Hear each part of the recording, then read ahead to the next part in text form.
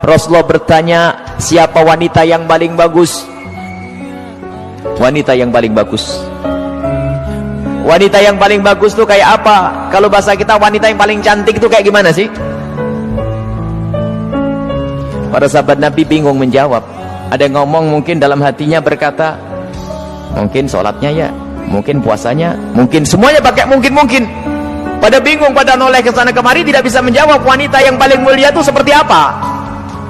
Sayyidina Ali juga tidak bisa menjawab. Semuanya pulang ke rumah masing-masing. Sampai di rumah Sayyidat Fatimah Zahra, seperti kebiasaannya wanita solehah, kalau suaminya datang yang ditanya adalah dapat ilmu apa, bukan dapat duit berapa. Sayyidat Fatimah Zahra bertanya, wahai suamiku, apa yang kau dapat dari ayahanda? Apa yang kau dapat hari ini dari Rasulullah? Lah, ini kalimat yang harus dibiasakan oleh para istri tuh. Bang, dapat ilmu apa? Kan begitu. Sayyidina Ali menjawab, kami dapat banyak, cuman kami juga dapat pertanyaan yang kami semua tidak bisa menjawab. Pertanyaan apa? Wanita yang paling mulia itu seperti apa? Wanita yang mulia itu seperti apa? Dijawab oleh Siti Fatimah Zahra, aku yang punya jawabannya. Apa? Dibisikkanlah di telinga Sayyidina Ali. Seketika itu wajah Sayyidina Ali berbinar-binar senang, wajahnya berseri-seri, mata berbinar-binar. Aku menemukan jawaban. Pasti aku nanti bakal dibanggakan oleh Rasulullah karena sudah punya jawaban. Di esok harinya ketemu lagi dengan Rasulullah. Siapa yang sudah punya jawaban? Para sahabat Nabi masih bingung. Tiba-tiba Sayyidina Ali berkata, kami punya jawaban ya Rasulullah. Siapa wanita yang paling bagus? Dijawab, wanita paling bagus adalah yang tidak pernah melihat laki-laki dan tidak pernah dilihat laki-laki.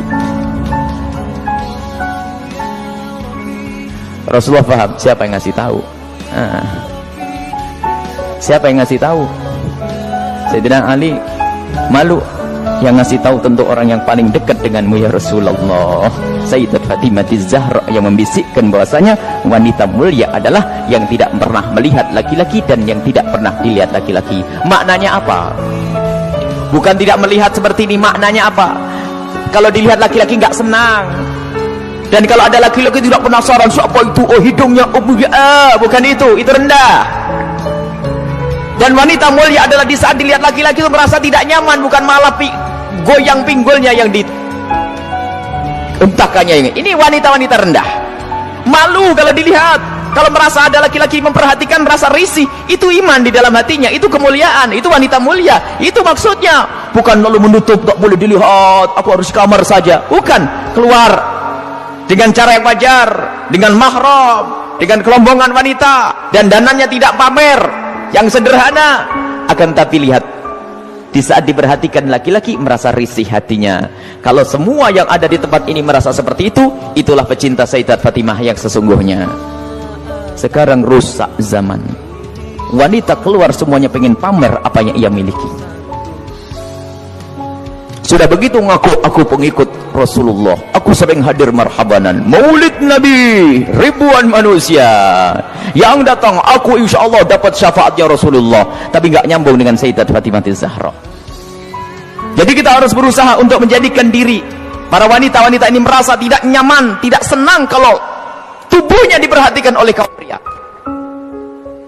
Ini iman, itu kemuliaan. Jadi tidak nyaman, dan itu ada sifat-sifat semacam ini. Ada merasa risih, ada yang masya Allah kalau sudah diperhatikan merasa, waduh, wajahnya mulai putih, kuning, hijau tuh.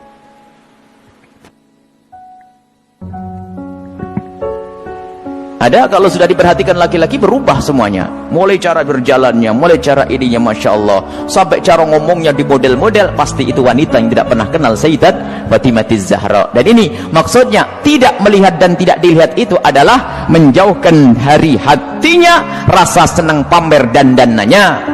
Sampai suara pun dijaga, suara dijaga. Sayyidat Fatimah Zahra suara dijaga, dan rasa malunya sangat tinggi. Sayyidat Fatimah Zahra sangat malu, pemalu beliau itu.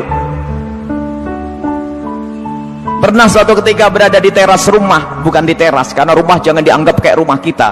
Sebab rumah Rasulullah dengan Sayyidat Fatimah Zahra kalau digambarkan, kalau Masjid Nabawi ini segede ini dulu tuh. Masjid Nabawi kurang lebihnya seperti ini, seperti Masjid Taqwa ini sebelum dikembangkan. Jadi rumah Rasulullah itu, rumah Sayyidat Fatimah